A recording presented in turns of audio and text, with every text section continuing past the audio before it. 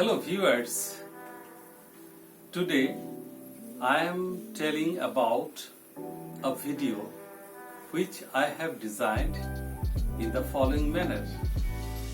I would like to entitle as Brushing Up of Grammatical Articles.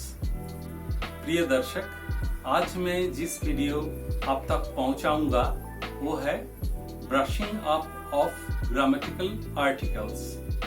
প্রিয় দর্শক, আজকে যে ভিডিওটি আপনাদের কাছে আমি উপস্থিত করছি সেটি হচ্ছে brushing up of grammatical articles. कल रात एक सपना में देखा एक शियार आया और उसके सामने एक बर्फ का बक्सा था जिसके अंदर एक अंगूर का गुच्छा था। बक्सा पर लिखा हुआ था Anyone can have it। কাল রাতে আমি একটি স্বপ্ন দেখেছি।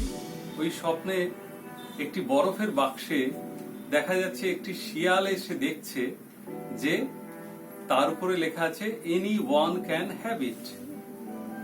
Anyone মানে যে কোনো একজন। সেই ভিতরে আঙুরের গোছাটা যেই না দেখতে পাওয়া অমনি শিয়ালটা দিল হাতুড়ির বাড়ি। जब देखे वो अंगूर का गुच्छा अंदर में तो सियार तुरंत एक हथौड़ा लेके दे मारा। टुकड़ा टुकड़ा हो गया वो बर्फ का बक्सा। रह गया ऊपर में जो लेख दिख रहा था वो है NAN।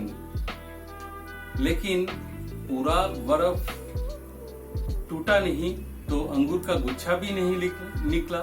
इसीलिए सियार ने और एक दफा हथौड़ा मारा और अब जो टूटा वो है N से लेके बाकी हिस्सा रह गया A। तो কি বলছিলাম, হাতুড়ির বাড়িতে ওই যে এনিওয়ান ক্যান হ্যাভ ইট ভিতরে আঙুরটির গোছাটা পেতে দেখা যাচ্ছে যে ওই শিয়াল হাতুড়ি মারাতে ভেঙে গেল বরফের বাক্স, রইল N। কিন্তু যেহেতু আঙুরের গুচ্ছটা পেল না, আর একবার হাতুড়ি মারতে হলো, রয়ে গেল A। এরপরে শিয়ালের ওই আঙুরের গোছা যেই না টান মারা আমার স্বপ্ন গেল ভেঙে। जब ये सियार उसको खींचा तो मेरा सपना टूट गया। असल में जो मैं बोलना चाहता हूं कि एनीवन से आया N और A, ये दो आर्टिकल्स। एनी वन जब कोई कॉमन नाउन या कोई नाउन जिसका नाम है कोई वस्तु, कोई सामान, कोई व्यक्ति के नाम, जानवर, पक्षी, इन सब के नाम, तो उसके आगे अगर एक को समझाया गया तो A या N होंगे। जे कोनो नाउन কোনো বস্তু, ব্যক্তি এবং পাখি, পশু এগুলোর আগে এ বা এন বসবে। কিন্তু ইংরেজিতে এর একটা সাধারণ নিয়ম আছে। We have a common rule for using A and N. A is used before nouns beginning with consonant sound. Con means with and sonant means producing sound। R vowel sound এই ব্যাপারটা একটু বোঝানো দরকার। बच्चों, ये जो भावेल ये है 5 अंग्रेजी लेटर में 5 लेटर है AEIOU। कुल 26 से अगर 5 ये निकल दिया जाए तो रह जाएगा 21। तो 21 है कॉन्सोनेंट और बाकी AEIOU है भावेल। তোমরা বুঝতেই পারছো। তো ভাওয়েল দিয়ে যেগুলো শুরু হবে তার আগে একটা বোঝাতে এন ব্যবহার হবে, আর কনসোনেন্ট দিয়ে শুরু হলে এ ব্যবহার হবে। যেমন a dog, a cat, a bull, a box. কিন্তু an axe, an egg, an ink pot, an owl, an urn, এগুলো তো গেল খুব সাধারণ নিয়ম। ये स्वाभाविक जो नियम है इसको छोड़ के कुछ पेचीदा नियम है जिसका चर्चा मैं करना चाहूंगा। যদি দেখা যায় যে এইচ এর উচ্চারণটা হ ধ্বনি যুক্ত। अगर जो नाउन एच से शुरू हो रहा हो और उसका ह ये घोष ध्वनि उसमें है तो उसके आगे आएगा ए। जैसा कि a horn, a house, a home, a hospital. लेकिन अगर एच अनएस्पिरेटेड हो, मतलब इसमें ह ध्वनि न हो, तो क्या होगा, ये एन आएगा। जैसे an honour, an honorary, an honourable man, etcetera. कुछ डिग्रीज जो शॉर्ट फॉर्म में है उसका उच्चारण अगर भावेल से हो उसके आगे आएगा एन, अगर कॉन्सोनेंट साउंड से हो तो आएगा ए। जैसा a B A B pharm, a B C S. लेकिन an M A, an F R C S, an F R S, an F A, etcetera. अभी बोलना है कि ए और एन है इंडेफिनिट आर्टिकल। इंडेफिनिट क्यों?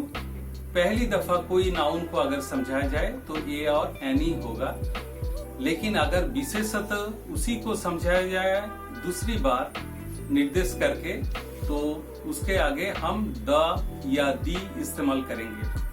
द उच्चारण होगा कब? जब कॉन्सोनेंट साउंड से शुरू हो, और दी उच्चारण होगा भावल साउंड से अगर शुरू होगा तो।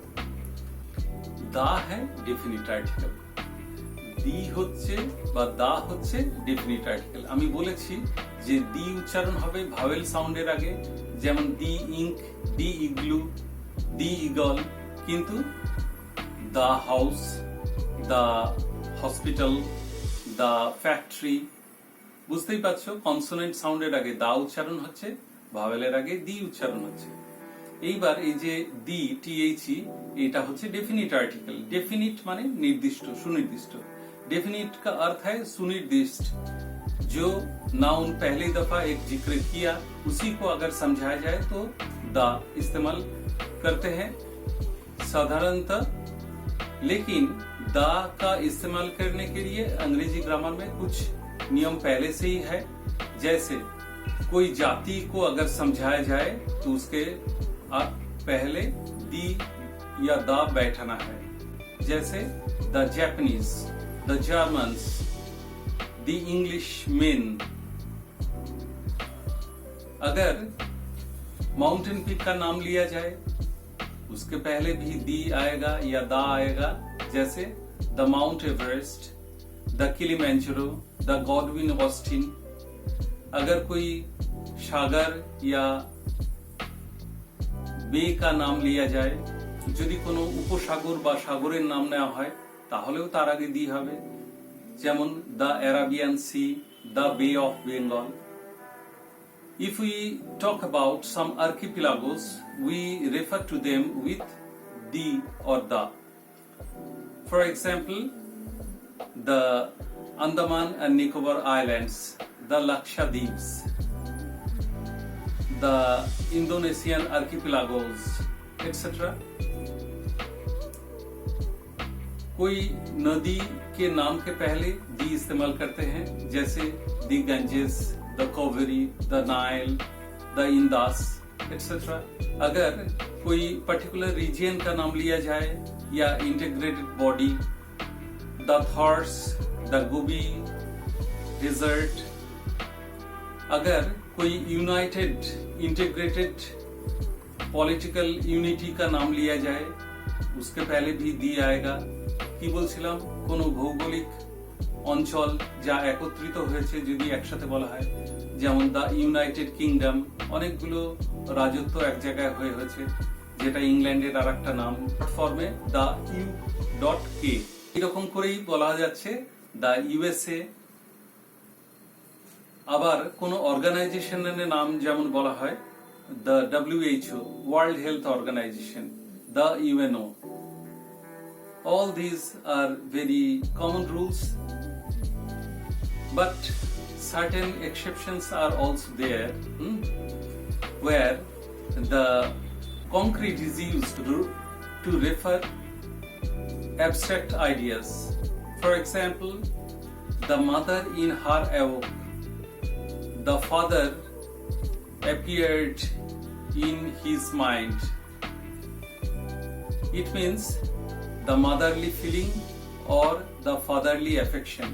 বুঝতেই পারছো, the father in him awoke মানে হচ্ছে বাবার ভাব, পিতৃত্বের ভাব বা পিতৃত্বের স্নেহ তার মধ্যে উৎপন্ন হলো, অথবা দ্য মাদার ইন হার অ্যাওক মানে হচ্ছে মাতৃত্ব ভাব তার মধ্যে এলো।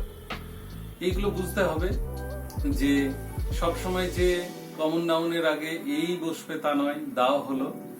এরকম অনেক নিয়ম আছে যেগুলো তোমরা পড়বে গ্রামার বইয়ে। Students, you must be reading different aspects of articles, indefinite and definite, and you will go through the exercises, and if you find any difficulty, do ask me, and don't forget to share my videos, and of course if you like, you will share and subscribe and touch the bell icon. That will encourage me to send more videos to you on grammar and other English lessons. ছাত্রছাত্রীরা, তোমরা নিশ্চয়ই আমার এই ভিডিওগুলো একটু আধটু পছন্দ করার মতো পাচ্ছ। যদি তা হয় তাহলে তোমরা শেয়ার করো এবং সাবস্ক্রাইব করো, আর ওই যে বেল আইকন সেটাকে একটু যদি ছুঁয়ে দাও তাহলে তুমি আমার ভিডিওগুলো প্রথমেই পাবে এরপর থেকে, বা আগেরগুলোও পেতে পারো। তোমাদের সবার কল্যাণ হোক। God bless you all. Have a nice day.